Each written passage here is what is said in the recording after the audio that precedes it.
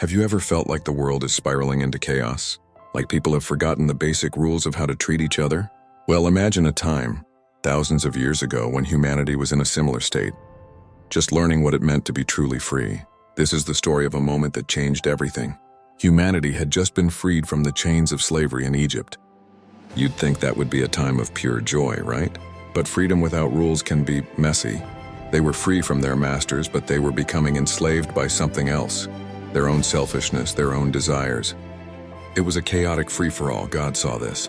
He knew that without a moral compass, without some kind of guide, humanity would eventually tear itself apart in a blaze of greed and passion. So he decided to intervene.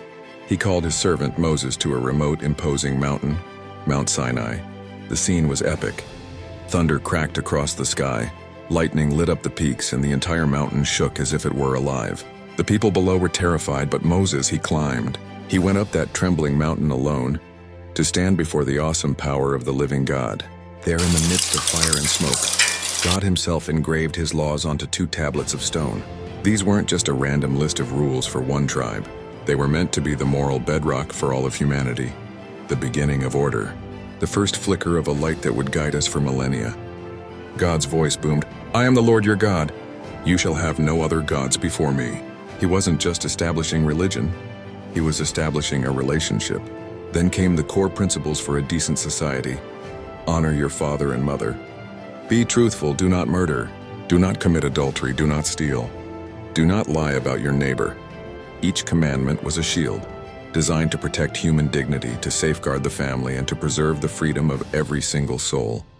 It was a blueprint for how to live together without destroying each other. But when Moses finally came down from the mountain, his heart shattered.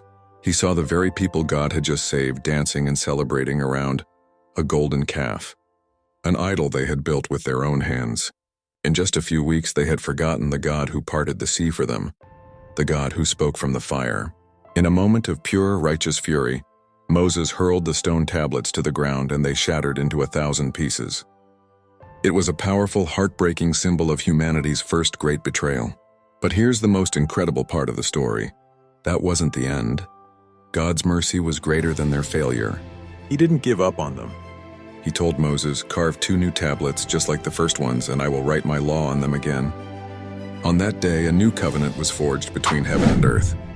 The divine law was given a second chance, and from that moment forward, the 10 Commandments became more than just ancient rules.